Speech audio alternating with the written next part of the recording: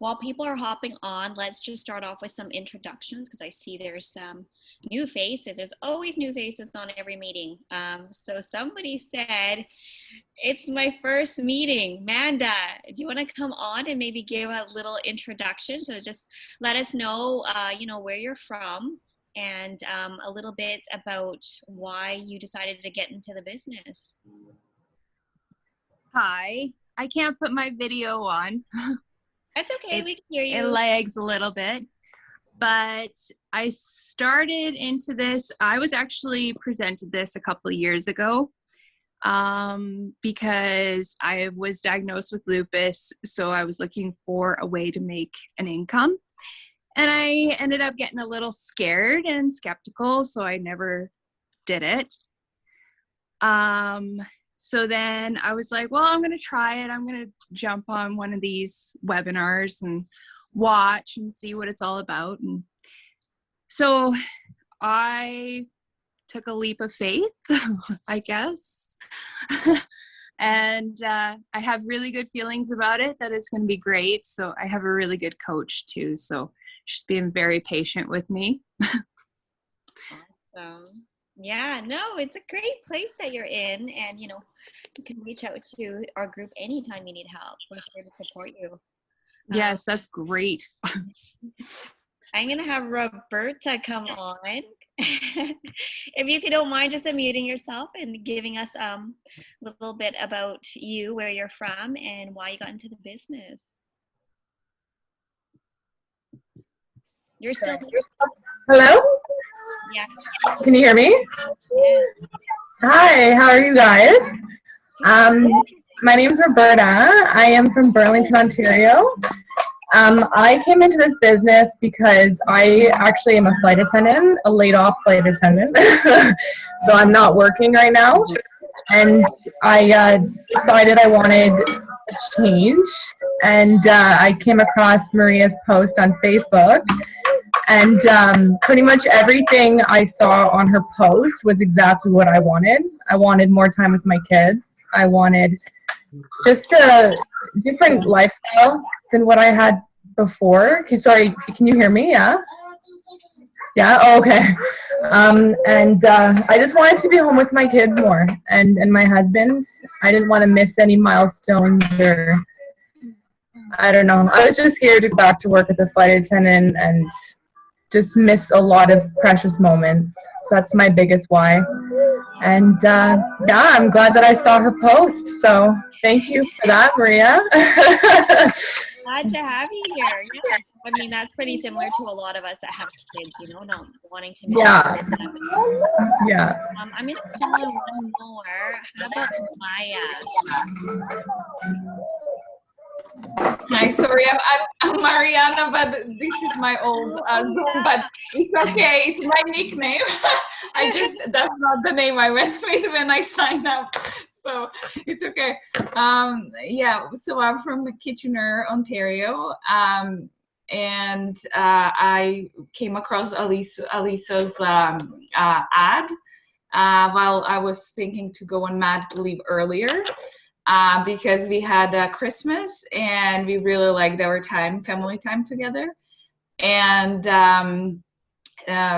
for 3 years we were working different shifts with my husband, so we literally didn't even see each other. And I didn't see my kid after school, literally only in the morning before he went to school, and that's it. So we were thinking that that's enough, and we're trying to look for another solution. But yeah, I went on my leave earlier and I started this business, and I'm so excited. So that's all about me. Awesome. So nice to see you on here. You're very Thank you. It's your first meeting as well, right? Yeah, it is. Awesome. Yeah. So we have a jam-packed agenda today, so I'm just going to get Karen to run through what we're going through today. Okay, well, welcome everyone to another team meeting. I just felt like we did the other one just yesterday, but it's already been a month. Yes, as Mary said, we do have quite a full agenda today. So we have something new here. We're gonna do a leaderboard, which Mary will do in a little bit. And then beside that, we have Adeleen Ong with us today. She's from Singapore, so she's, sacrificing her beauty sleep to be on here because it's like super early there. And she's Do you gonna want me? share. Do you wanna log in? Ano ko, itanggal sa ano? I just have to mute somebody. Okay, and then beside that, we're gonna talk about our accountability challenge winner and the next or this month's challenge. Along with that, we're gonna have Hailey come on and share with us about her experience and success on YouTube.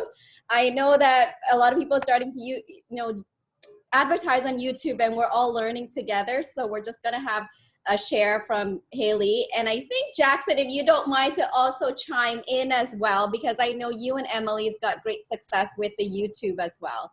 Alrighty, so I'm just gonna jump into the housekeeping, not much for this time. So I know most of you should know by now that the 6-month lead expiry is in effect, right? Full effect now. So if any leads that signed up with you within, past the 6 months with someone else, then they would become your first lead. So guys, even if you don't get those first opt-in email, it's still a good thing that you have a lead, because who knows, they might have signed up with someone like 4 months ago. So which means only 2 more months that lead could expire with the other first opt-in. And if they do buy it in the next couple of months, you will become their first opt-in, because you are the next line for the 6 months, right? So, and then also, this also gives the lead the options to choose, not really to choose, but they have a choice now, right? Let's say they signed up with you, but you're not their first opt-in, and they're like, oh, but Karen, I really want to work with you. Then you can tell them, you know what, this is our policy. We have this 6-month expiry. If you want to work with me, you need to wait like whatever, 6 months, 3 months, or whatever until the expiry from the last time they signed up with the other mentor. So if they're willing to wait and work for you, then they can wait and register again after their expiry with the other mentor. But then if they really don't want to wait and get jumped right away, then make them aware that they're going to be working with the other mentor, right? So this gives the lead the flexibility. It's their choice. If they want to wait, they can work with you, right? But then the other thing is, once a lead become a buyer, that never expires. So if a lead buy into, with you and they refund and then they want to sign up with somebody else, they cannot, because once a lead become a buyer, it does not expire. Well, that is the policy in Dream Team for now. I don't know if they will ever change that policy, but that is the case. So if a lead signed up with somebody's funnel 2 years ago, they bought in, but now they sign up with you, you get the lead notification email.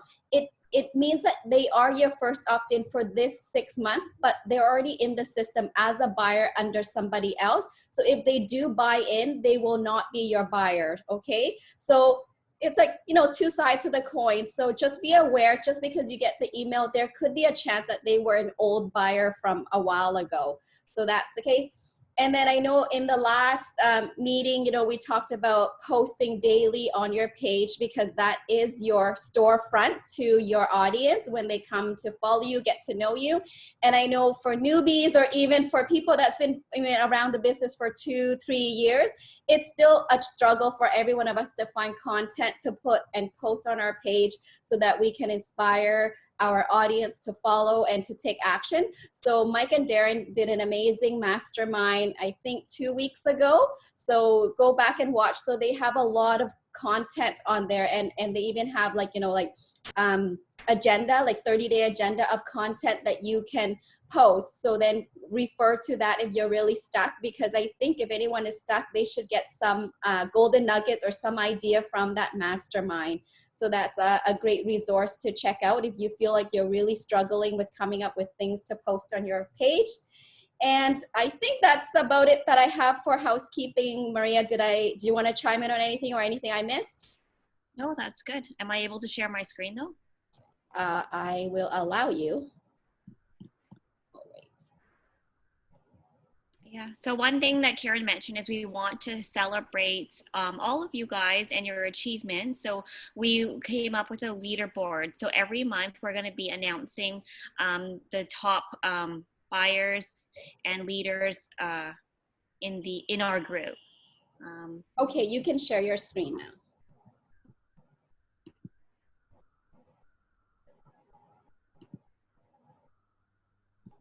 Yeah.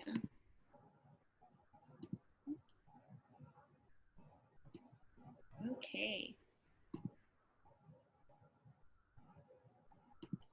You can see it, right? Yes. Okay. So this is our Elite Eagles leaderboard. So we're going to be doing this every month. So, you know, you guys can strive to make our board because it might be a little hard to make like the Dream Team Mastermind board, but you can make our board.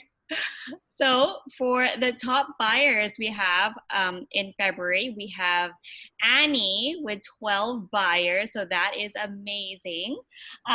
Second place is Hailey with 7 buyers. And third place, we have Lysandra with 6 buyers. So, I mean, those are all amazing results. We looked at other people on our team with buyers, and I mean, even people that are getting like 2 buyers a month, like that's super good, right?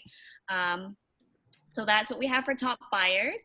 And then people that got their very first buyers, we have Loan, Cao, Jean Liu, Mai Lin, Claudia Ramirez, and Tammy Johnson. So yay to all these people that got their first buyers.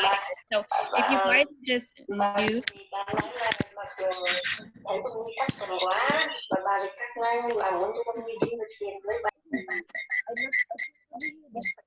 The I don't know who it is. Oh, it's muted. I think we're good.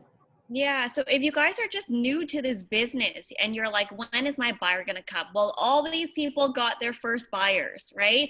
And they're probably wondering the same thing that you were. So, you know, it does happen, it will happen. It's just a matter of time, and you will all be on here one day. And then achievements that we have Lynn Huynh, who reached 5A rank, and Miriam Arsenius, who reached 3A. So yay to Lynn and Miriam. It's so nice when your team starts ranking up. And it just shows that, you know, it's working and everybody's slowly ranking up. So that's what we have for the leaderboard. So we're going to be sharing this every single month. So that's something that I think is really exciting and should be celebrated. You know, we mention a lot of congrats in our group, but it's nice just to see like, oh, I see Hailey. I feel like I see Hailey's name all the time and Annie's name. And it's like, you don't really know how much they actually got. So those are the numbers for the month. And yeah, I think now we're going to move in and listen to Adeleen. So. Oh, wait, do you have something? Sorry. No, before we go on, I just also, well, yeah, I want to mention, I want to congratulate all of the people who had taken part in that 10-day Go Live Fearless journey. It was an amazing journey that I witnessed, you guys. I witnessed a lot of like transformation. So job well done, guys. Like you guys should be super proud of you for, you know, getting that done. All right, a big shout out to everyone that was there. Good job. I have something to say. I just wanted to share with you guys, I don't know, at the bottom, if you're on a laptop or desktop, there's a little button called reaction. So you can click a reaction. So you could do like a little clapping hand or like a heart or something. So I feel like when people are talking and you want to just give them a reaction, I think this is a great thing to do for us to just, engage and support one another in the group as well. Yay! Okay. Oh yes. So next we have Adeleen on here to share with us.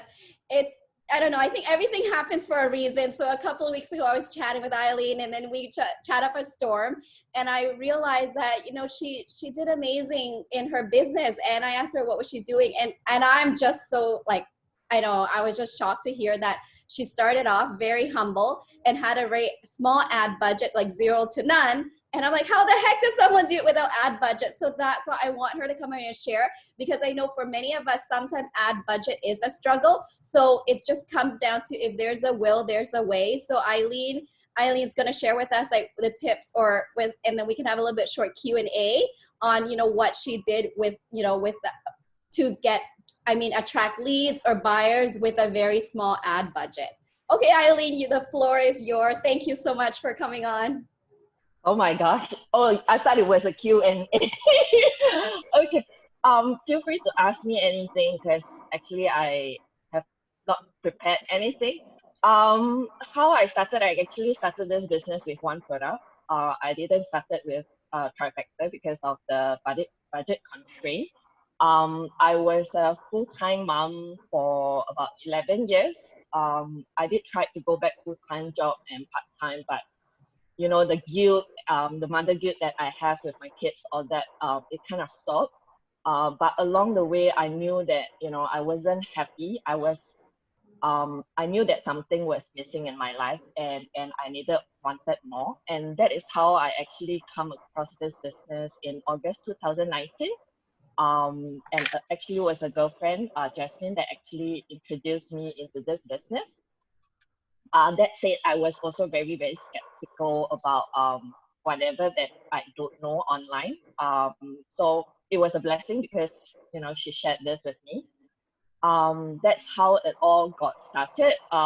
Yeah, I started with very low budget. I think I started with 5 and then I gradually increased to 10. And like for now, it's minimum $10 for the ads right now for our site. But when I started, I didn't, because we didn't have the budget, so I worked on various different things. For example, I work more on my inquiries due to budget constraint.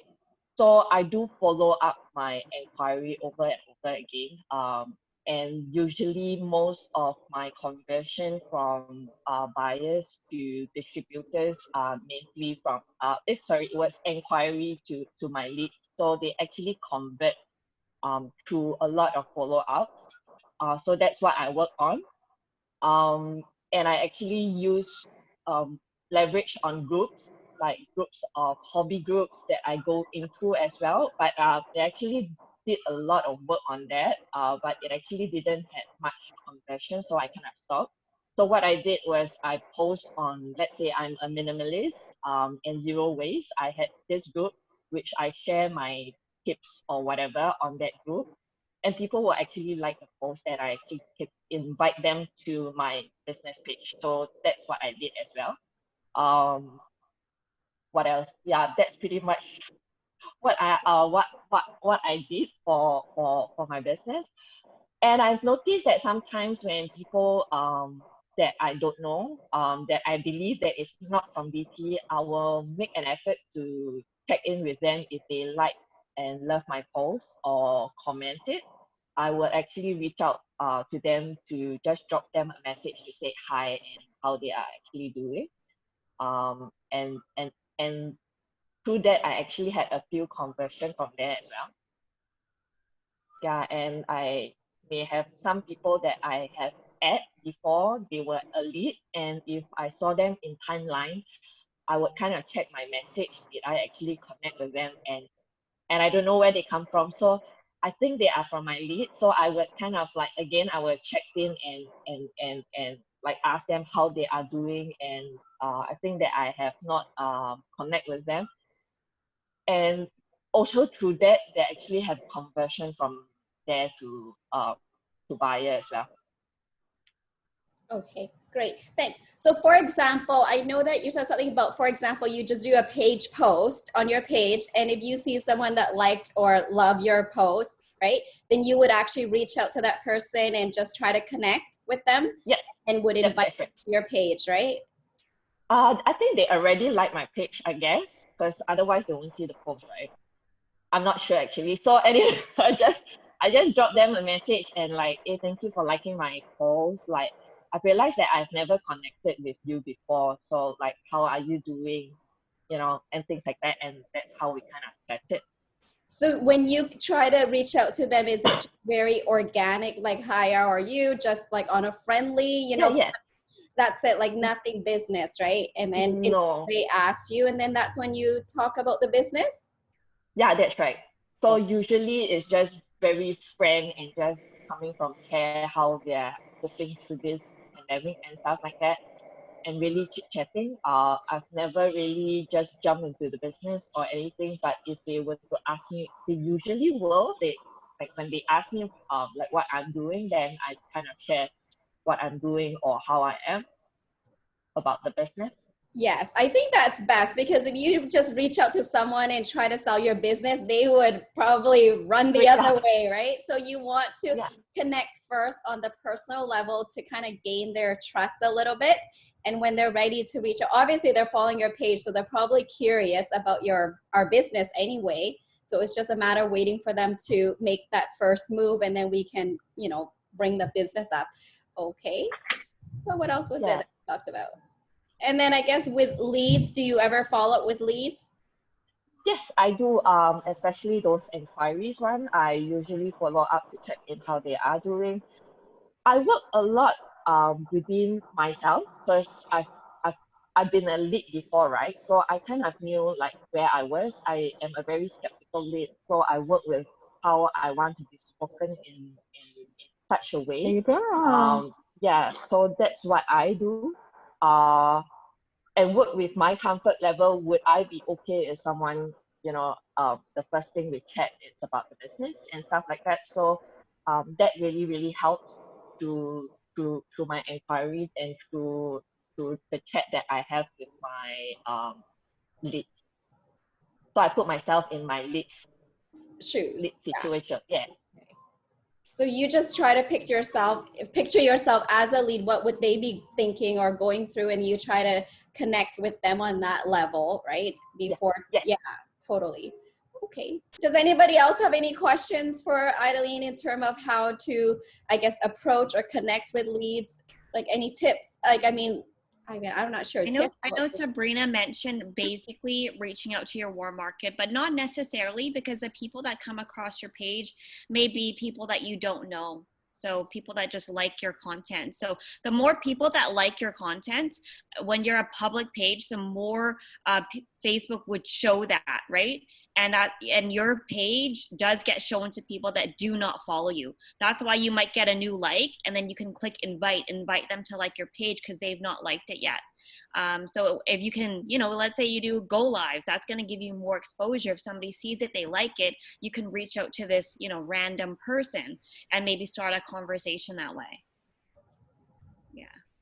So, you know, it is a way to save money, but, you know, it is going to be more effort on your part to, you know, build those connections with these potential leads, right? Or even to build a connection before they even ask for your website and register. Yes. I don't really go through, I think someone messaged in the chat, Sabrina, I didn't really reach out to my warm market. Mainly the people that join me are through my ads. And I believe in reminder because like for me, life gets really busy. So it's nice sometimes to just drop a message and just to check in and just remind them to, you know, to watch your webinar, or, you know, how are they actually since the last conversation we have. So it's through many, I have people that convert from like 1 year ago as well. And like recently I had a buyer yesterday. She actually bought in and actually she refunded. And then, you know, she blocked WhatsApp, she blocked Dream Team and everything, and then she refunded herself. And there's no way to contact her.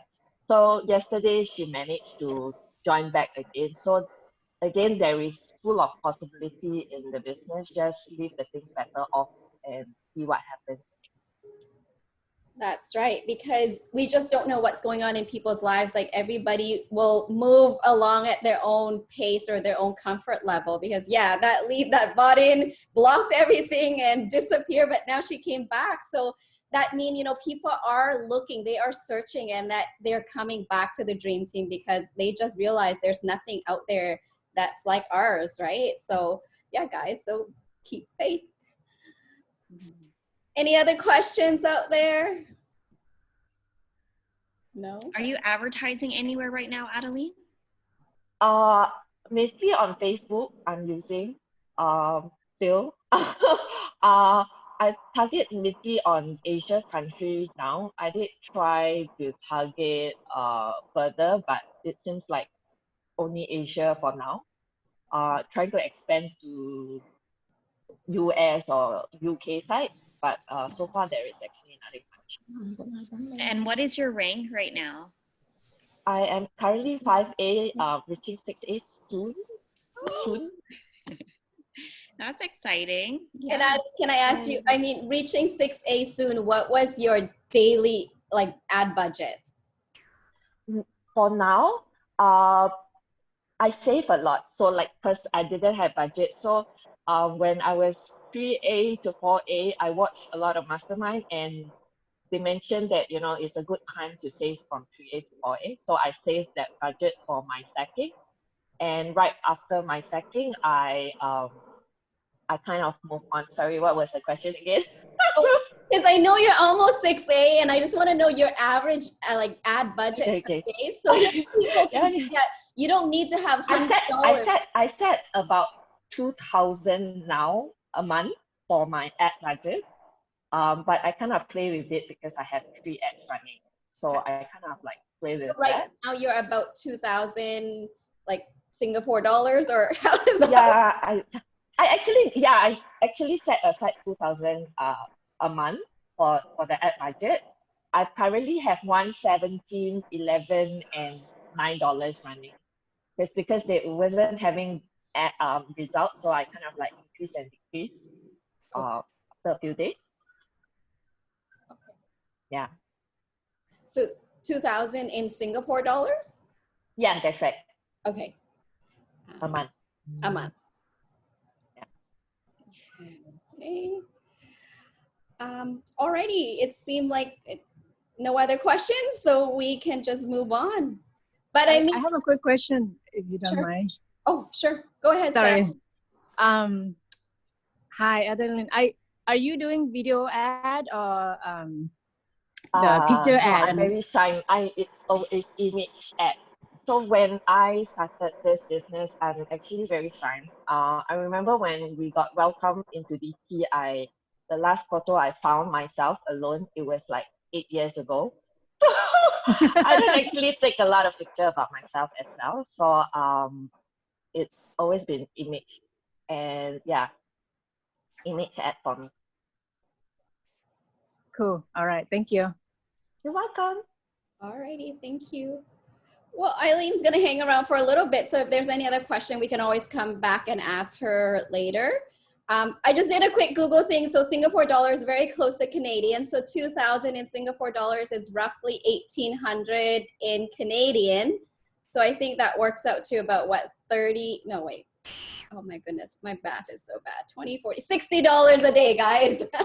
About $60 a day. So that's why it's still possible to get to 6A without spending hundreds a day on ad budget. So, but obviously, like you'd have to spend more time and effort in making that connection. So there is still a way if you have a tight budget, right? So you would just need to invest more time in connecting with your leads and doing posts on your page to bring in new audience and new followers. So yes, so that's why either way, it can still work.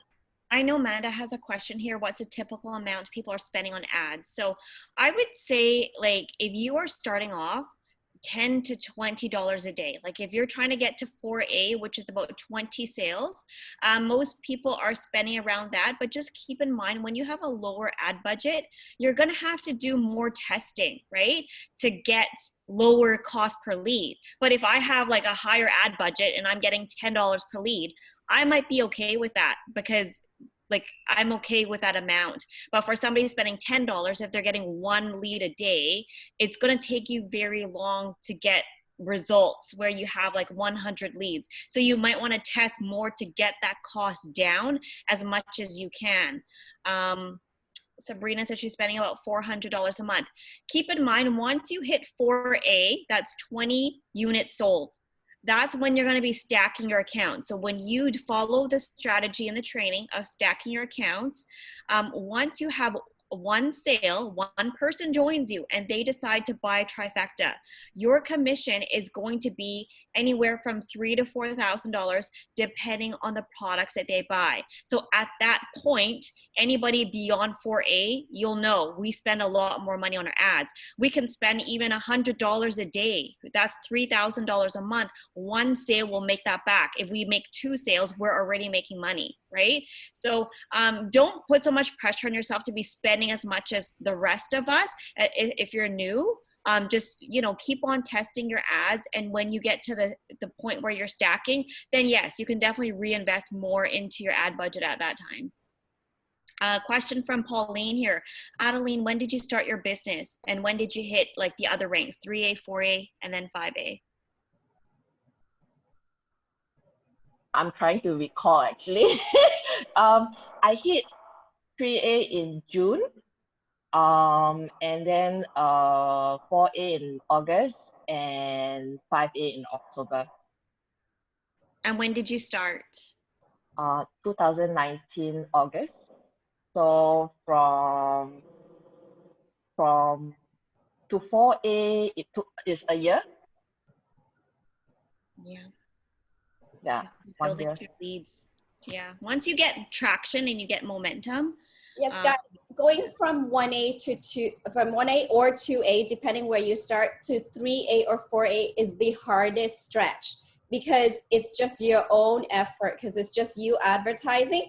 But once you're a 3A, that means you've got a few sales under you, which means you have a few team member under you that are advertising, and they're going to help you move up as well. So that's why once your business takes off, it moves really quickly. But I know the struggle is going up from 1A or 2A, moving forward to 3A and 4A.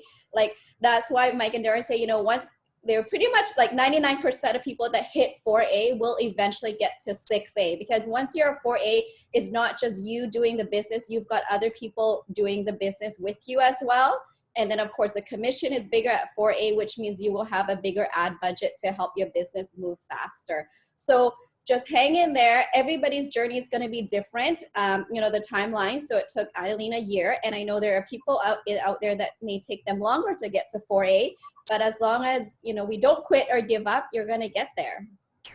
Yeah. So some people have dropped in the chat. Gabriella said she's spending $700 to $800 and get very little leads. So that comes down to testing, right? If you're spending $700 to $800, what is your cost per lead? You always want to get that down, and that comes with testing many types of ads, right? If you're okay with $10, then you just keep your ad running. But if you want to reach for lower, you just have to keep testing. Vina said she's spending $630 to $750 a month. So that's some ranges for you guys. All right, so we are going to move on. So we are going to be announcing the accountability challenge winner. So last month, Karen and I set out a challenge where you partner up with somebody, you put down the task that you're going to complete that week, and basically at the end of the week, once you complete it, you check that off and make a new goal for the week. So I've just checked the sheets, and there's only 4 people that completed it. So we don't even need to draw names for the winners anymore.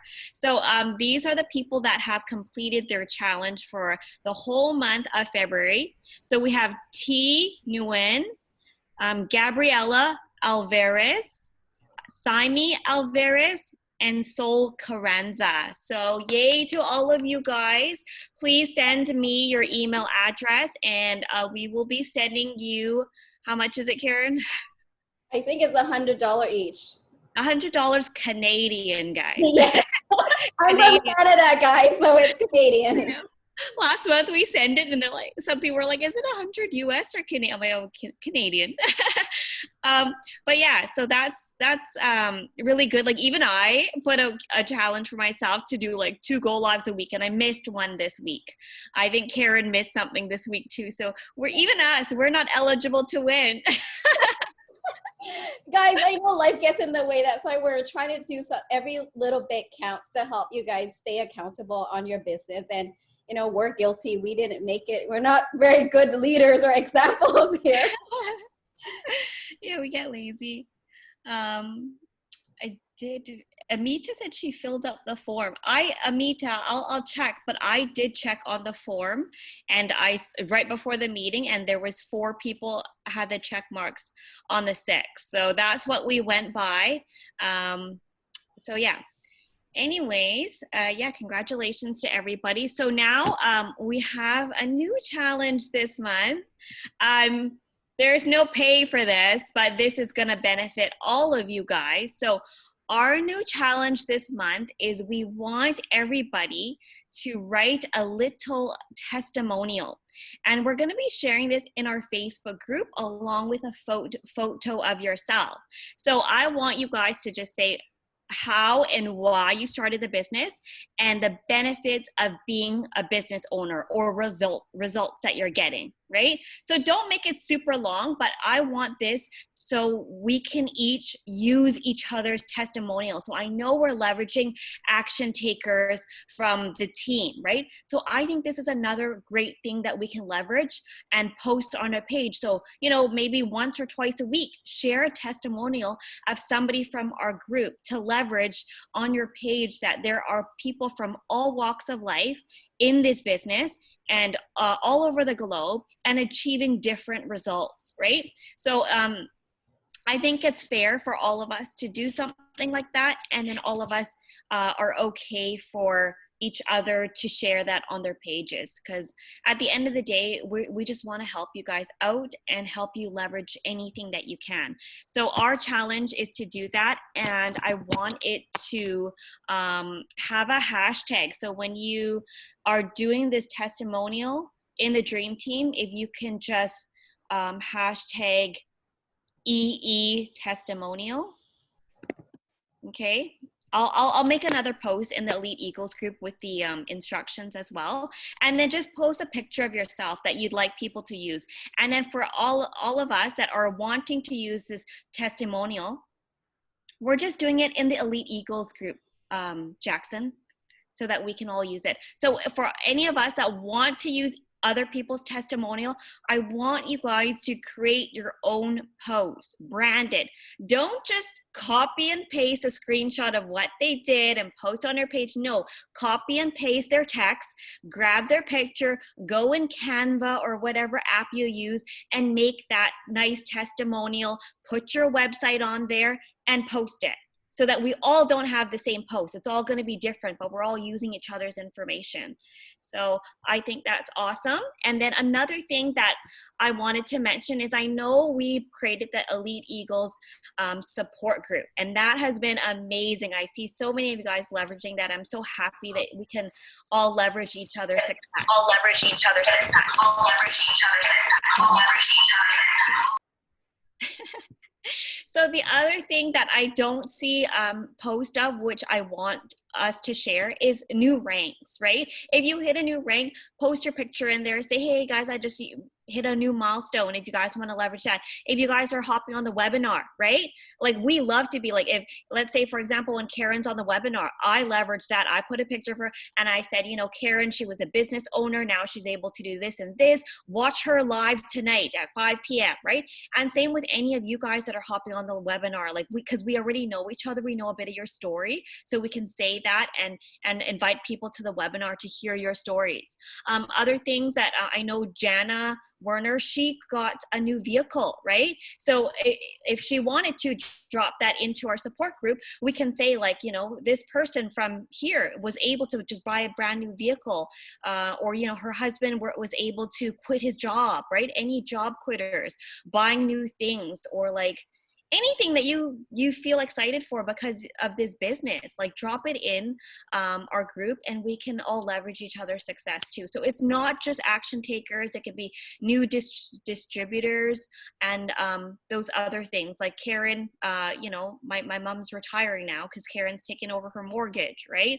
Like, those are wins, right? So I want us to share just wins in the business as well, not just the action takers. I think that's really good to leverage. Can newbies put their website on the testimonials.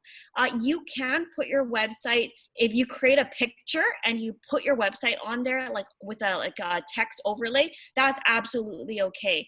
Facebook doesn't like it when you are actually typing in your website on a post where it ends up being a clickable link, because then you're taking people off the Facebook platform. So just to play it safe, anytime you post a picture, feel free to put your website on there. So it does take a little bit more effort when you're creating posts, you know, to add in your website, you know, go into an app and put the text on there. But I think it's really beneficial, and it kind of brands you as well, right? So nobody can steal your pictures or anything like that because it's got your branding on there, right? So I think it's good for other people that, you know, do like to copy posts. They can't if you have your brand on there. Yeah, so that's it for the challenge. Yeah, so Karen, you want to talk about YouTube? Oh, not yet. We've got one more thing lined up for you guys. So then I guess for the month of March, that will be sort of the challenge, or the thing that we work together on doing the testimonial, but also in preparation for April's challenge, I'm going to give Anna the credit for this because she's the one that came up with this idea. We're going to do the Miracle Morning Challenge. And the reason we're bringing this now, because maybe some of you have heard about that on the Mastermind because it was presented a while back. If not, go back and watch it. And also in preparation, if you haven't read the book, then you can try to go read the book from now until April before we start. And also there's an audio book on YouTube as well if you don't have time to read a book, so you can listen to that. So in preparation for our challenge, we'll do that. And then there is a PDF outline guideline of how it works for this 30-day challenge. So I'm just gonna quickly share my screen so that you know, you can see that it is a layout, so it's kind of make it easy for us to see. I had it open earlier, so I just have to find it. Sorry, guys. Jackson, is this the one that you were doing? You and Emily did a go live. Is that the book that you were talking about? Yes. Oh, okay. Miracle Morning? Awesome. Yeah. Right. So this is the PDF that Anna sent to me. So it does have a layout of how it works. So it gives you an overview and it talks a little bit about, but I do highly recommend you guys do read the book prior jumping into this for the content. And I will share this content in our flock group so we can, you know, read it over and prep yourself. And then we will actually begin it on April 1st together. So it's very detailed, it's very clear, and it's a very good guideline. It's also to keep us on track and accountable for what's going on. You know, I mean, we're all here, you know, to grow our business, but I believe that in growing a business, it all begins with you first. Like you need to have the growth inside you to be able to grow a business or make the change, because maybe most of us come from, you know, a background that we are just employee, and maybe we're still in that employee mindset. So to go get into the entrepreneur mindset and having that growth and self-development, like all these tools and resources will help us have that mind shift so that we can have, you know, live the desired life, have the potential. So yeah, so this is the PDF that will be there. So as you can see, I'm scrolling through it just quickly so you can have a look on, you know, what it is like and how it's all laid out. So I think it's amazing, and I'm excited to try this as well. So again, with anything, it's going to take time and effort, but I think if we want to grow our business or grow ourselves, we do need to invest the time into ourselves first. Okay, so we will do that challenge beginning of April, because it's perfect, because April's got 30-day and this is a 30-day challenge. So that's why we're bringing it up now, so to give people time to read the book, go through the content, and then we can start it. And I think I will again do Google Sheet signups just so we see who's on there. And I'm not sure that maybe we can do some shares within our Elite Eagle Facebook group as well when we begin the challenge, and then we can just see how things go. Okay, so that's what's next. And I think jumping into YouTube, and I think that's what you guys are all waiting for. So I know Facebook has been good to us, but lately Facebook has not been so good to many of us. And, but I mean, there's nothing we can do about it. So we've always talked about there's always a platform to explore. And I think most of us are beginning to explore other platforms such as Facebook. So myself and Maria has been testing Facebook for the last couple of months. And we're still learning just like everybody else, and we're gathering data. So this is what we have found. So with testing on Facebook, on YouTube, so you have keywords, and then also, or people can do channels or placement. It's completely up to you. But for us, or from what we've heard from other people, keywords has always worked best. And that's what we did. And then when you're doing keywords, and then the thing to optimize is to go in and, I guess, tweak your keywords every 7 to 10 days. And this means turning off the keywords that are not performing well. So don't get too hooked up on looking at the impressions or the clicks or the view, because for our type of business here, those measure or those data is not really applicable, because we're not here to get a lot of views so that we can get on the top list or start to get subscriber or anything. We're not looking for subscriber. We're not looking for anything. We're just looking for people to sign up. So all you need to focus on is your conversion, the cost per lead, cost per conversion, because you can get 2 cents a view, and if you get no conversion, your ad's not working because it's not fulfilling the purpose of your ad. Okay, so don't get too hung up on looking at those other metrics, because honestly, I don't, because it doesn't really say much. But there are some time where I do look at it. For example, when we're talking about optimizing our keywords. So what I personally do is I'll go in and I'll see where the money is spent on what keywords. Because I don't know if it happens to you, but there are some keywords that YouTube don't spend any money on. I don't know why, but I just leave those. But the one that they do spend money on, that is not getting conversion, but it's costing a lot. For example, if they're spending like $6 on one keyword and there's no conversion or no clicks, then I would turn that off, because obviously it's not working. It's wasting money, but it's no conversion. Right? So I would keep the one that have conversion with a good cost. And then as Jackson said just before, like those performing keywords, you go into Keyword Planner and you type in that keyword, and they will have other suggestion of similar keywords, and then test those out. So, or the other thing that I've heard, or I think Roxanne said, even the keyword that are giving you conversion, but if the cost is really high, like even if a keyword that gave you a conversion at like $20 or $30 for a conversion, that is a very high cost for conversion. That, for me, even for me, that's high. So I would turn that off as well, because it worked, but it's too high of a cost for me to be collecting leads at $30. So the reason I'm turning it off, because I want YouTube to spend that money on other keywords. So in case that those other ones perform better or are getting, that can get lower cost per leads, right? Because you don't want because it's working, but it's really high. So you don't want YouTube to keep feeding money into that keyword and spending a lot of money just to get one conversion. So that's what I do when I tweak my keywords. So that's just an overview of what I do, but I'm gonna have Hailey hop on here and share her experience, and then we'll have, Q&A, just in general Q&A, if Hailey can answer, or Jackson or myself or Maria or anybody here that have done or got experience from it can chime in. So it's more like an open session just to share. And then also recently, I think just yesterday or the day before, I have created a Flock Chat channel in there it's Elite Eagles YouTube channel. So this is where we can help each other with Q&A. If you're doing YouTube and you need some help, or you have a question, you can drop it in there. And if any of us know or have done it before, hopefully we can help you answer, so that way we can support each other. And also so we can gather data collectively as a group, so we can try to figure it out faster, like what is working, what's not working. Because I know I've been comparing my results with Maria, but that's only 2 people. So if we can have more results where we can look at, then we can see where the trend is, right? Where what's working, what's not, so that we can get that result faster and help one another, optimize our ad faster. So, so there is that chat. If you are not in that chat yet, please reach out to your mentor or your coach and have them add you to that chat. Alrighty, so Hailey, go ahead. You're on mute still. Hello, hi everyone. Okay, nice to meet everybody. Okay, I don't know where to start, Karen.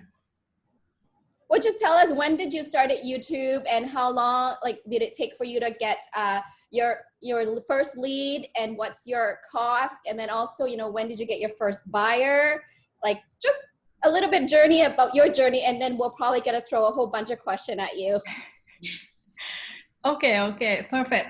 So I have been doing Google ad for like since last year, and then I started to do YouTube for like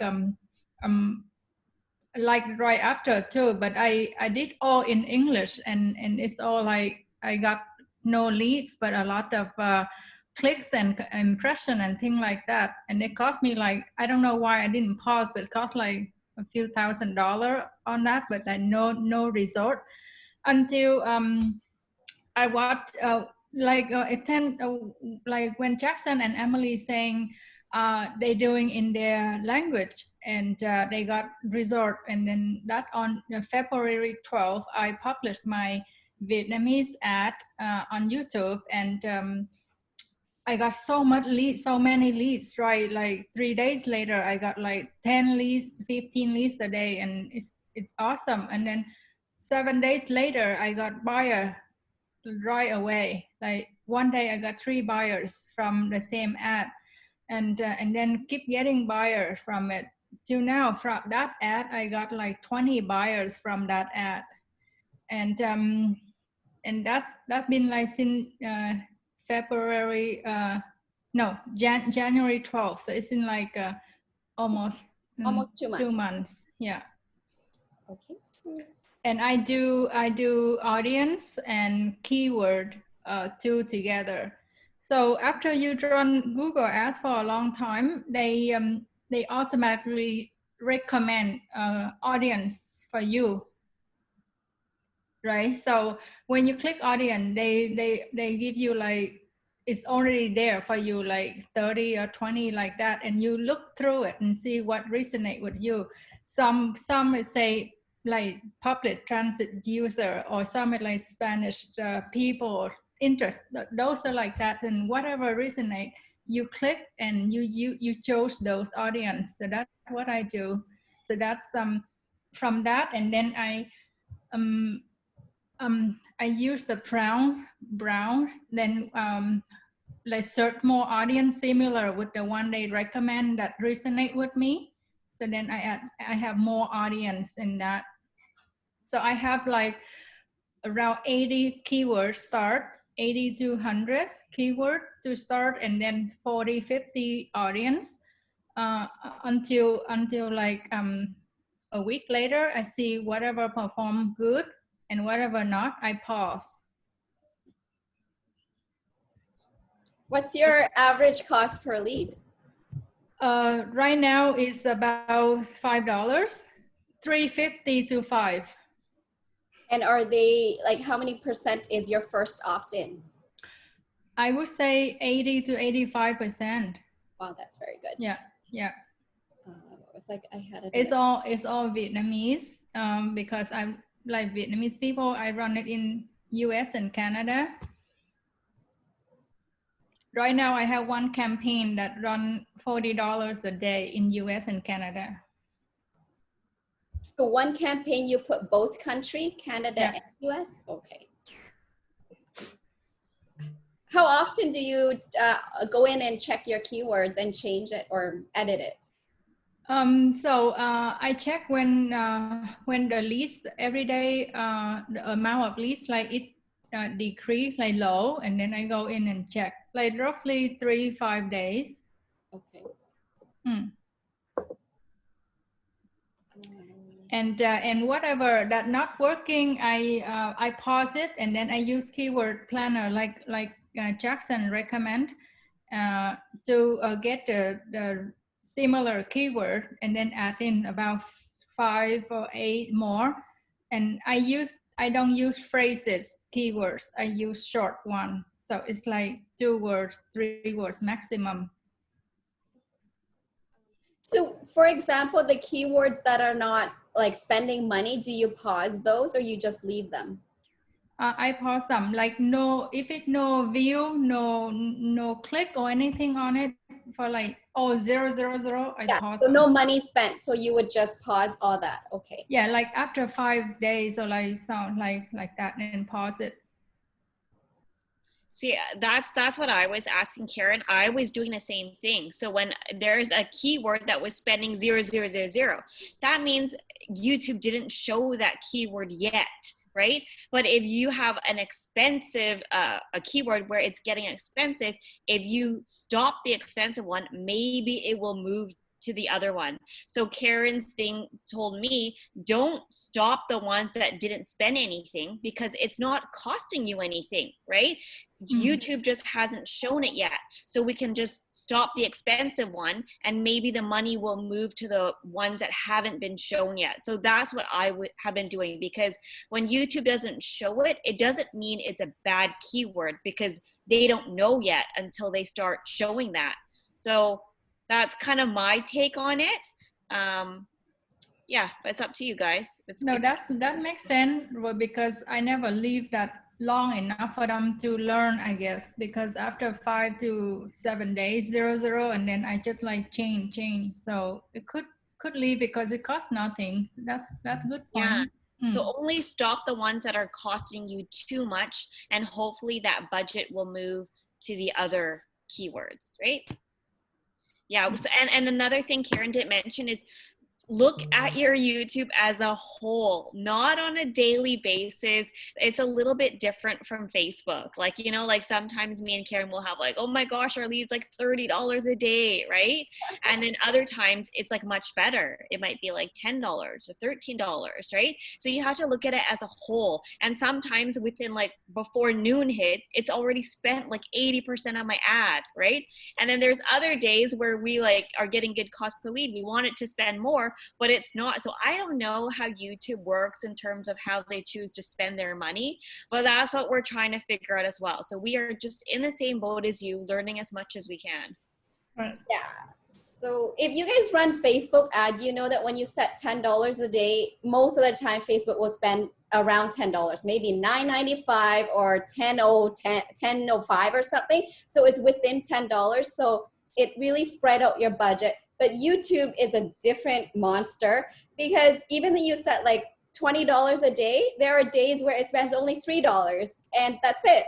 But then there are other days it'll spend like $50, even though you only set 20. So what YouTube does is that I heard is that they spend it as a month budget. You said at $20 a day, which is about $600 a month. So if it's working really good for these first few days, they'll spend like what? Like $20, $50 a day because it's working. But then towards the end of the month, you run out of budget. So that's when they maybe only spend a few dollars a day. So in the span of the 30 days, it will still only be $60. But it is really scary to see they're spending like, $100 a day when you didn't set it at 100. So that's why when testing YouTube, I feel that you guys need to give it a bit more time. Because I know with Facebook, 3 to 4 days, no leads, you shut it off and you kind of test. But it's still the same thing with YouTube too. Within the first, 2 to 3 days or 3 to 4 days, if there's no lead, you need to change or do something. Don't let it sit there. But if it is collecting leads, then you need to tweak it and then let it run, and then try to like look at the data within like a week or in a 2 weeks time window. Because like I said, there are some days where the cost is really high. Like we're like freaking out. It's like $30 a day. This is not good. But then the next day is only $8. So averages out, it's still between $10 to $15, which is where we're comfortable with. So we're like, okay, that's better. Because it was like, you feel like, oh my goodness, I should do something. It's $30. So when you run YouTube, just, it's hard not to go and look and freak out or panic.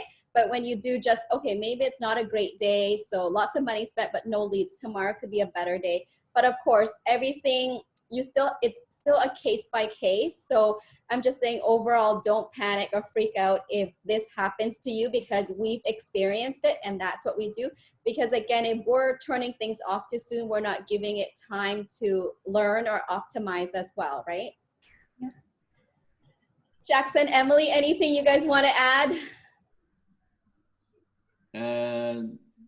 Nothing, just same as what I said last month. Yeah, I think we tried, since last month, we tried doing an English ad. And yeah, it was like 8 leads for over 10 days at $11 per day. So that we could just shut it down. So we just kind of refocus on what's working already. What else? Yeah, I think for us, it's we don't go in and check that frequent. It's more like average 7 to 10 days, something like that. I think for us, because we know that our cost per lead is roughly 3.5, so we set a target at there. So for example, if we're spending $66 right now, so we know that equivalently every day we will have around 22 leads, right, per 3.5. So that's our goal. So we all together, all campaign combined, that we will target that lead. So at the end of the day, we'll count how many leads we have today. If it's roughly 20, 22, it's 22, okay. Sometimes it's over, but it's starting to get going down like 18 or 17. By day 2, that's going down, then we will change, we'll tweak. So we don't check, we don't follow closely, but we just have a rough idea. Yeah.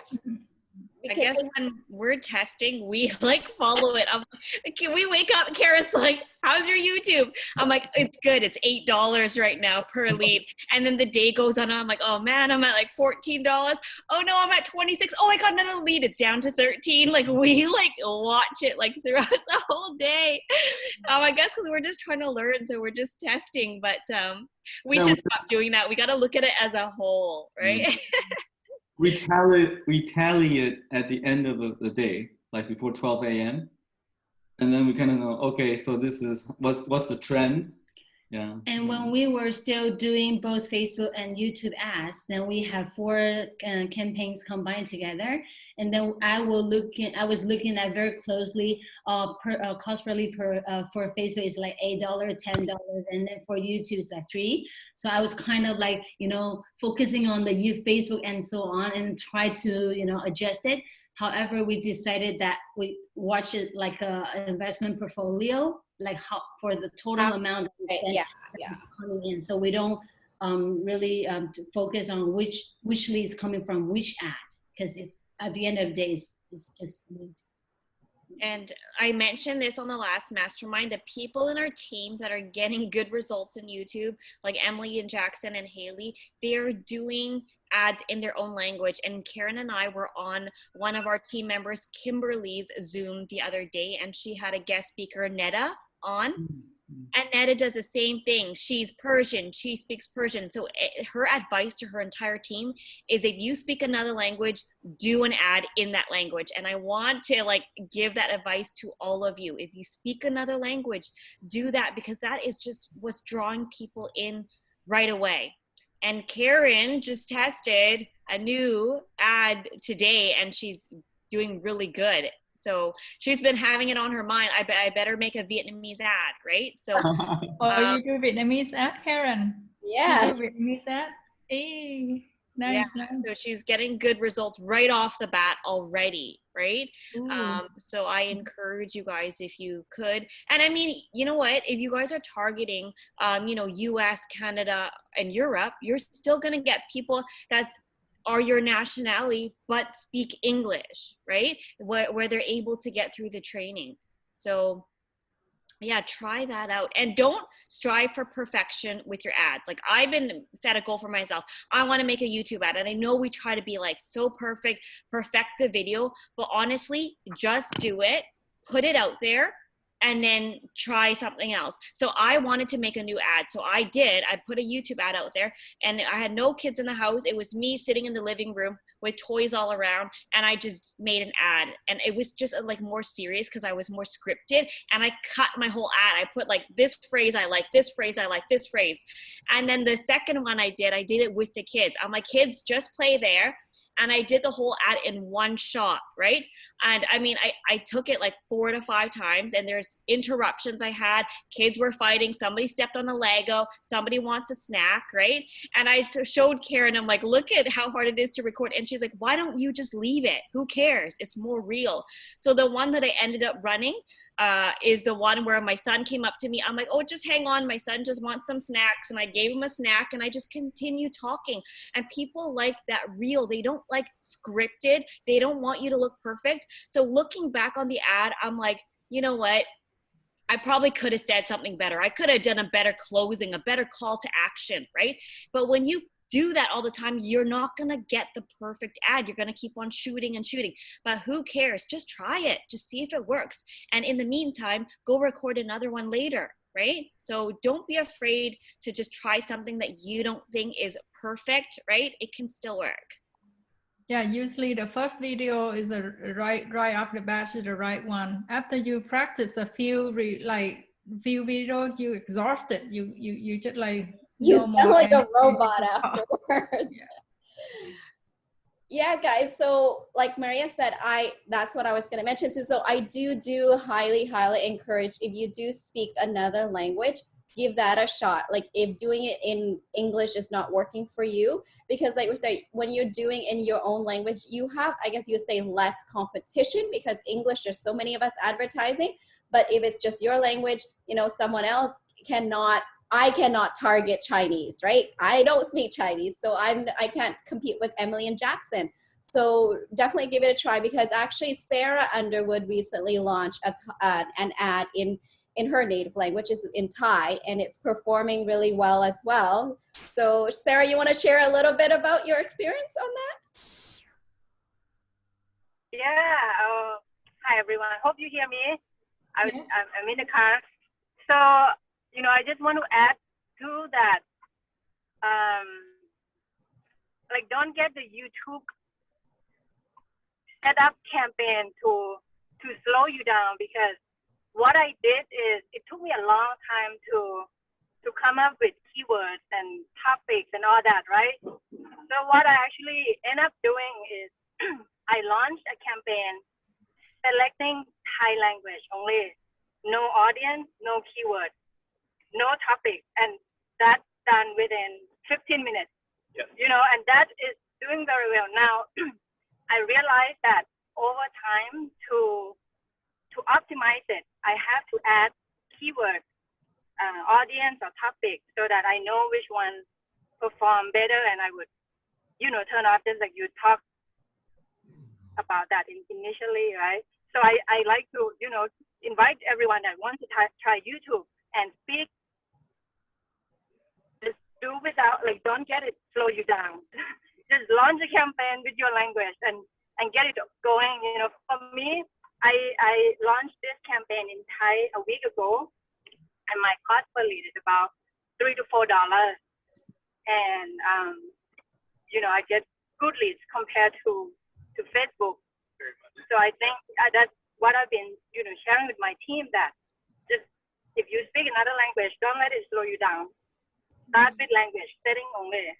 It's an advantage right now if you do speak second language. So that's what, and all the people that are the top leaderboard on the buyer, announcer, and dream team on the mastermind, most of them have ads in a different language. So particular in our Elite Eagles, even though she's a coach now, is leading her own team, you guys may know is Sing Diem, which is D-Dim is her Facebook name. So her whole downline do their ads, do their posts, majority in their native language, like all their posts as well. And her whole team, I don't think anyone is advertising. So it's all organically done with their posts, and a lot of go lives and a lot of interview. And it's working for them as a community, because what I've noticed, because I mean, sometimes, you know, when you have one really strong person, it seems like only that person is getting the buyers or the results, the rest of their team is not. But for her team, it's her whole team that are getting buyers, not just one or two people within the team that got lucky or got something going on that's really good. So it's working. So like I said, you know, don't be shy to try to explore, you know, in your own language, in your own market. And, you know, the top leader that got the 27 buyers in a week, the last week. So, well, she doesn't have any ad, but for her, that 1 week that she got a lot of buyers, because her mom knows some sort of famous singer in her country. So she got him to do an interview with her. So as you can imagine, if you've got some famous celebrity interviewing you, you're going to get a whole bunch of organic leads. And that's why she got so many buyers that week. So it wasn't some crazy, amazing ad she did, but she's leveraging everything, right? And she's so smart. So yeah, so leverage whatever it is that you have out there that you don't think can work. So just getting kind of stepping outside the box. So just to share a little kind of fun facts with you guys. Yeah. And the other person on our leaderboard, Annie, she's doing advertising in her language as well. And even if you guys don't, let's say, fully speak another language, there's nothing wrong with just saying like, hello, right? That will just catch somebody's attention, right? Just say a greeting or something in your language and do the rest in English so they know like what your background is when they stumble across your ad, right? So yeah, give it a try, guys. Oh, yes, Anna, go ahead. Just a question. When you put keywords, do you put in your language or you put in English? English. So keywords and audience, everything else, I think is still in your language. I mean, in English. In English, but, yeah. Yeah.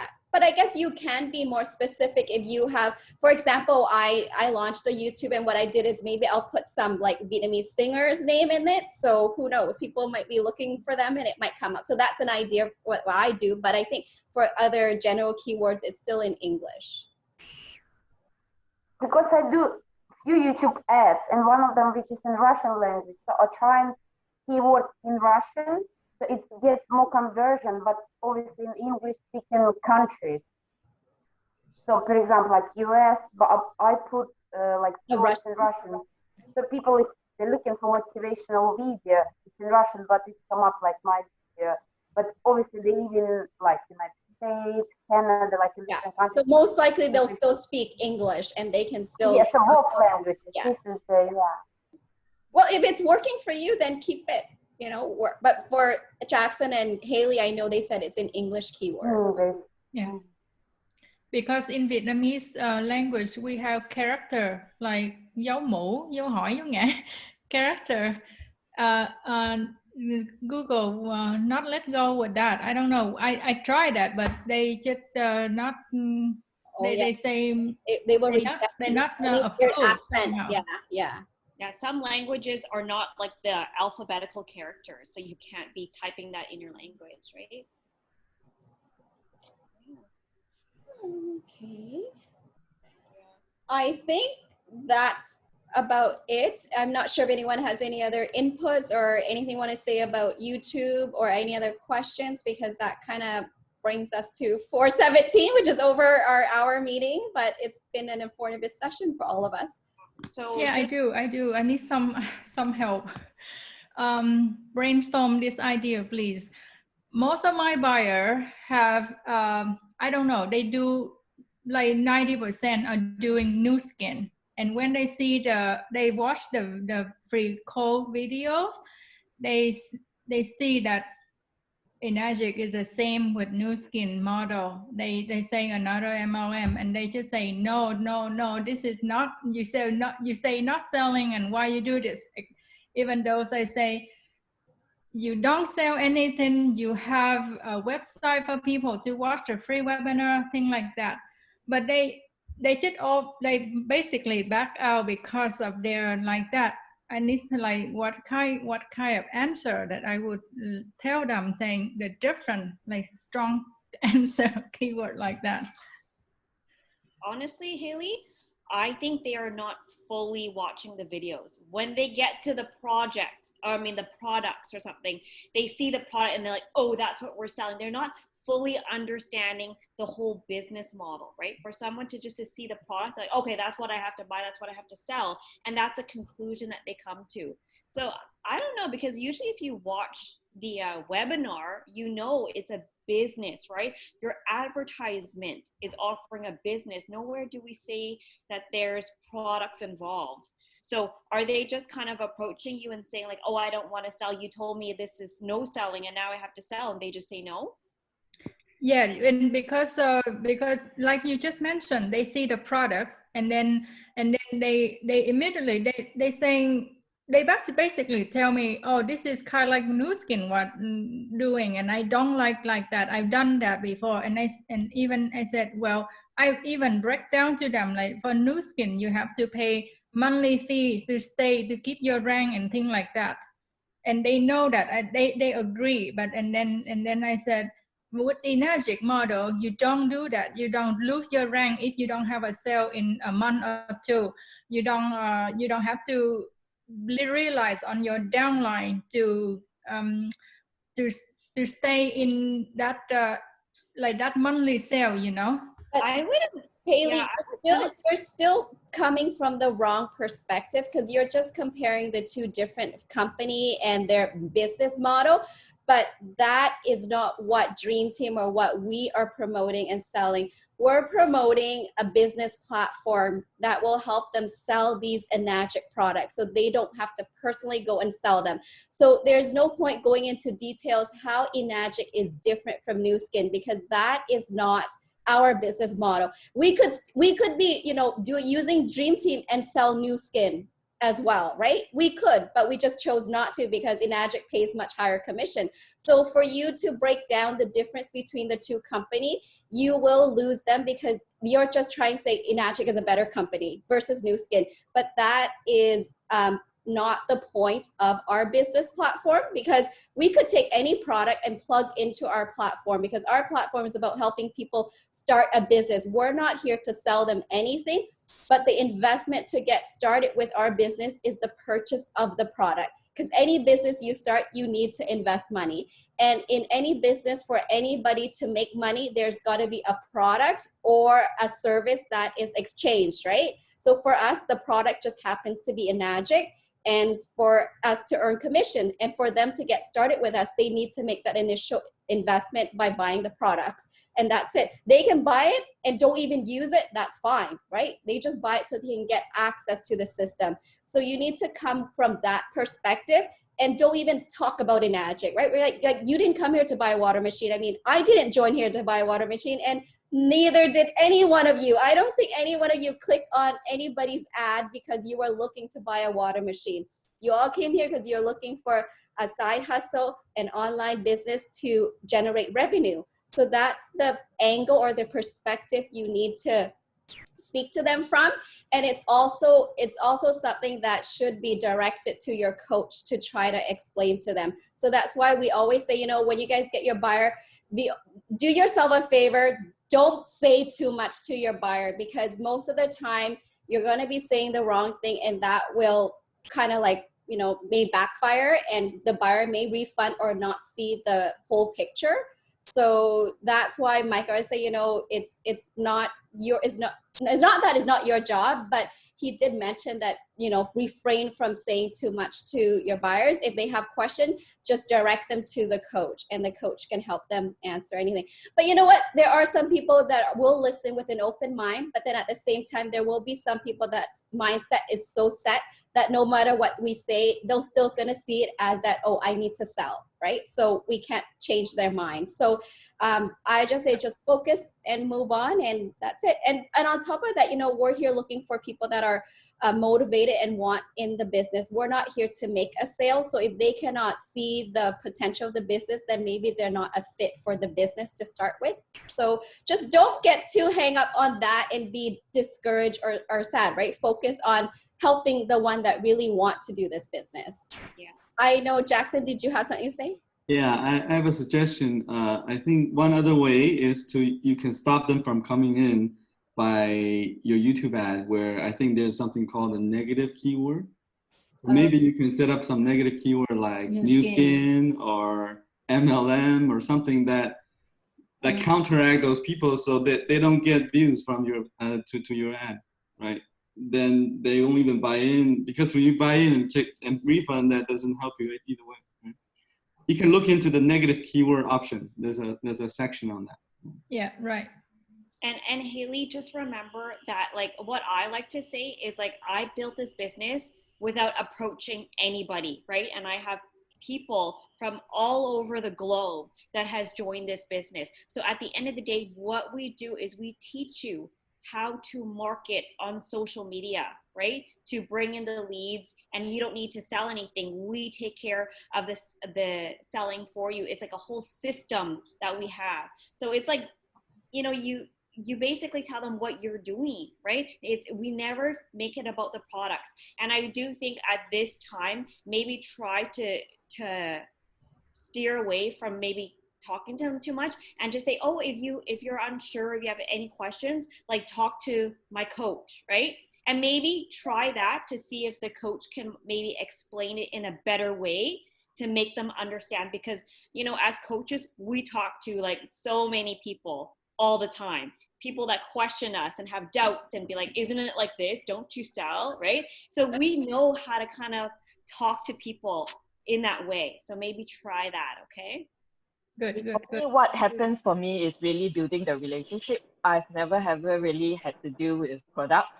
In the beginning, I get many refunded when I started the business. A lot, I think about 20 refunds. Really evaluating the technique of what I have been doing, is it right or not, and how to, a lot of reflection and self-improvement.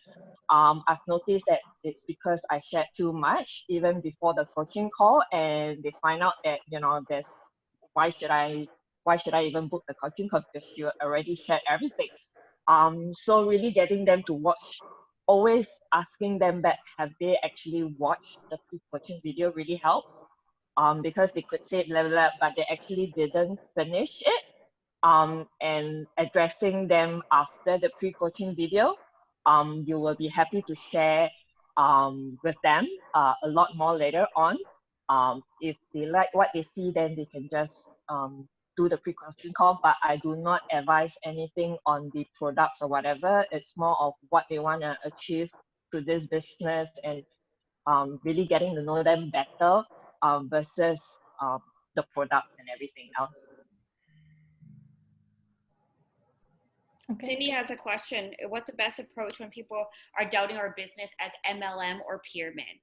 So there is a response that I use in the training where it's like, you know what, I didn't approach you, or you came to me through an ad that popped up on your newsfeed.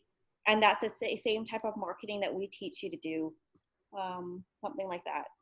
I think sometimes it's also a good conversation starter, asking back them, did they actually been to any MLM before? And just having that conversation. But if you're not comfortable, then don't even go there. Like I do try to use that technique. It's about testing, it's about engaging conversation and really getting to know the person as well. That if I have experience from MLM, then I could share that, you know, this is really very different from the past MLM that I have been through. So it's not resisting what they ask us, but also getting clear about the purpose and the intent behind it. Yeah, MLM kind of has a bad name right now, right? And it's because they think you just want to recruit them so you can make money, right? And it's not about them. So I do remind people, even on the calls, it's like, you know what, you can come in here and you can make more money than me.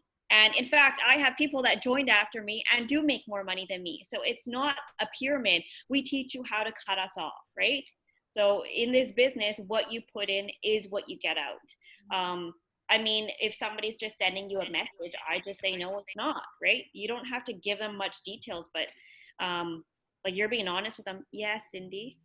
Can I ask a question? Okay, so I run into this one lead. She started off really rude. She asking if this is, well, she asked me, she wanted to be like me working online. And then I got so flattered. Then the conversation went down to MLM and pyramid scheme. She literally accusing. So I tried to use your approach, which is I told her this is an attraction marketing that we do. So basically you saw my ad and you got interested in the business. So you came to me. I did not approach you in a way. So her response was like, so it's like fishing.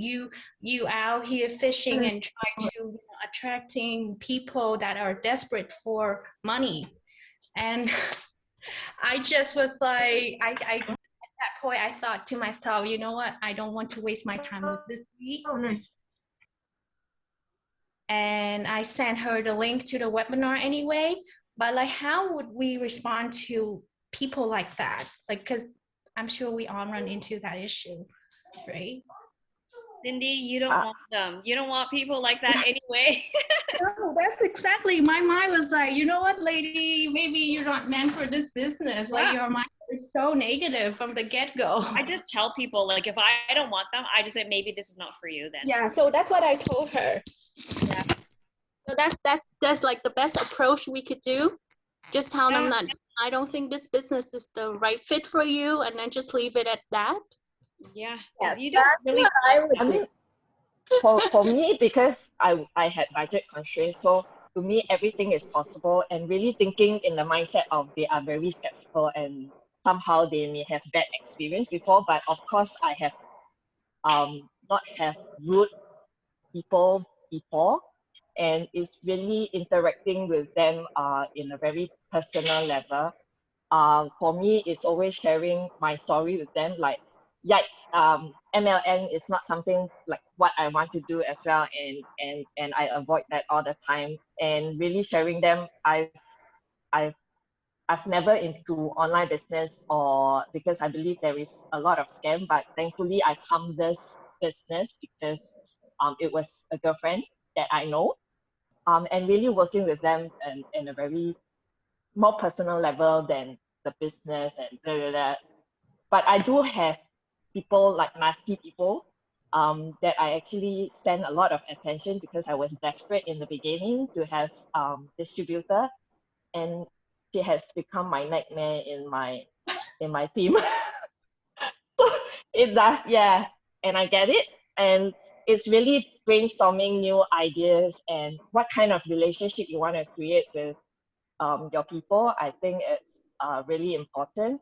That said, I would actually ask her, did she go through any bad experience? But that said, I really want to help her, but if she's being so rude and nasty, I would kind of address that. Then I'm not able to support her in that way. I mean, that's probably what I would do. And really coming from the space of wanting to give and help, but at the same time, it must be a win-win as well, right? Yeah, at the end of the day, guys, just remember you want to attract people who are like you. I know when we all gone through it, just like Adeleen said, when you're new and we're in this desperate mindset of getting a new distributors or someone join us, then we're like chasing them, trying every different way to convince them to join. But that's not what our business model is about. And on our meeting with Netta the other day, she goes, you know what? Sometime at the end of the day, when you actually act arrogant and you say, hey, you know what, if you are coming in here with no faith, no trust, this is not for you. It's not for you, kind of like goodbye, right? And when you actually turn them away, that's when they, it's almost psychology, right? They're like, hey, what's going on? Why doesn't she want my money, right? And then they're like, okay, maybe, it's real. And they actually end up buying in and have a more open-minded. But when you're trying to convince, I'm pretty sure we've been there where when people try to persuade, convince you, in the back of your head, you're always gonna have that little thing that say, oh, why is she trying so hard? What is it in it for her? Like, why does she want me so desperate to join and get my money, right? So even though we always say, you get your money back in 30 days, but hey, it's online. If we don't, they can't, what can they do to us? Like, how are they going to find us to get their money back? So they're still at risk putting out that money. So that's why they're skeptical and scared. But at the end of the day, if they're that way, don't use too much of your energy and get it to drag you down, because at the end, like Eileen said, you don't want those people to be part of your business anyway, because they will end up being a nightmare in your business. So you want to attract those people. Yeah, if you guys had a chance to go on Netta's meeting, like, she's just so blunt. She's like, she says, even in her work, her managers and stuff have joined the business. And even when they asked her, she's like, you have to watch the webinar. Like, if you don't want to watch it, then yeah, like, she's just so blunt. Like, she'll be like, oh, I don't think this is for you. Here, let me give you your money back, right? Like, she's just really like, I don't need you, right? So when you come from a place like that, people are like, okay, like, how is she making money, but she's not really like chasing me, right? So that's her approach. She's very like, this is not for you. Let me refund you. You know, I'm here if you want it. If not, like, whatever, go, right? The Like, door is still always open, right? Like we can refund, but they make a, because again, many people said they have refunders and the refunders come back. Like, because you know, they're scared. You get cold feet after you pay, so you're panicked. So you're like, can I get my refund back? But after you get your refund back, you feel more at ease and you actually maybe take a look at the business with a more open mind, because now you're not scared of losing your money because you already have it back, right? So don't, you know, even people refund, they still can come back even after a year or two, right? yeah, and on Netta's meeting, she also said, I think she like does lives and stuff in her language. I haven't really browsed her page, but she says she talks about the $149. So she's really upfront. So at the end of the day, when people actually want to join, they are actually like converting all the way because they've been given like all of the information. Minus the product. So yeah, minus the does product. say that on her, maybe part of her ad, or even when she does post on her page, she does say, you know what, this is the opportunity. If you know, next step is there will be an, you know, investment involved, and you know, the 149 you need to pay, and there will be a minimum investment. So people are aware it is a business, and we're not, you know, hiding, right? You're like, oh, you take the next step and now you want me to pay 149, and then now I still have to pay more money. So for her approach, she's lay it out there already. So the people who are really serious will follow through. And it also, I guess, filters out the looky-loo that's only want the get rich quick and don't want to invest money in the business. So that's why she said her conversion rate is quite high, because people coming into the business knows that there is money involved. So at the end of the day, and when you are upfront with people, they feel it's a sense of trust. They can trust you because you're not lure them in, like, you know, giving them tidbits and then, okay, more money and now more money. Like, you know, then they lose that faith or that trust in you, right? So it's just coming down to you connecting with the leads or your audience and just being honest and with integrity. That's all it comes down to. Yeah, I remember every time I have a refund, I feel really bad because I realize that I just kind of like, oh, okay, refund is fine. But again, working on the inner self and like reflecting and not feeling good about it, I start working with them, really finding out the roots of, you know, I'm here really just to support you. And if, you know, finding out everything after you watch the pre-coaching call, it's fine. I will still refund you. We could still be friends, but know that I'm here for you. And we managed to get that hurdle over, because usually it kind of is like what Karen said. It's a cold feet after pre-coaching video and watching the product. It just kind of like, okay, just refund. So it's really making them feel comfortable and really leveraging on DT as well to get them to break them out of it. So that was kind of what I go with, and whatever that they decided to leave they decided to refund, it's okay as well, and just really leaving the things better off. And when I leave the things better off, I did ask them for review at the same time too. Yeah, asking them to review on my business page. Oh, that's great. Okay, guys, if there's no more burning question, I think I'm going to wrap up this meeting so that I'm pretty sure people's got things to do. It was all great seeing you guys all. Thank you so much, Adeleen, for hopping on with us today, and Hailey and Jackson, everyone that's been sharing their experience or tips for all of us so we can learn and grow together. Alrighty, everybody, have a wonderful afternoon or evening or morning, wherever you may be. Oh, wait, Maria, we got to do the picture. Oh yeah, no, we forgot. Okay, we want to do a screenshot. Everybody actually smiling. We always do, like, oh, does anybody have screenshots? And everyone's like, like making this weird face. So now we want to do good ones. We always forget. So if everyone can just turn their camera on, if you want your face in the photo. Karen, are you going to do this? You can do it. And put on your best smile. Okay, ready? 1, 2, 3. Okay, I'm just gonna do the other page.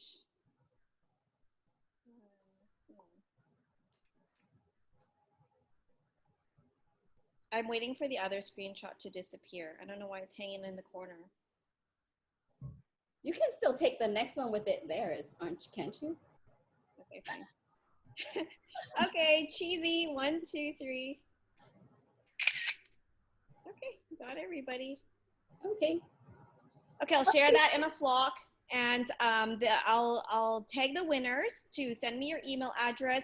I'll talk about the testimonial challenge in the Elite Eagles Facebook group, and don't forget to get started on the Miracle Morning. Those are the things that you need to note. Okay?